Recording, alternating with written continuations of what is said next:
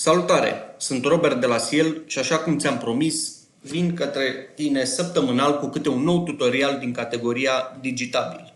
Astăzi aș vrea să-ți arăt cum să salvezi un site favorit în toolbar-ul browserului tău. Spre exemplu, eu o să folosesc browserul Chrome. Voi deschide browserul Chrome.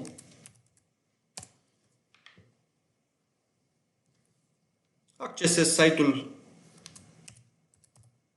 pe care eu doresc să îl salvez ca și favorit. Apăs tasta Control plus tasta D. Îmi apare Bookmark Added. Îi selectez aici numele sau cum doresc eu să se numească, de exemplu siel.ro. Selectez unde să se salveze, în cazul de față Bookmarks Bar, Done și după cum vedeți îl avem aici în bară. Cam asta a fost pentru azi. Îți mulțumesc până data viitoare. Weekend plăcut!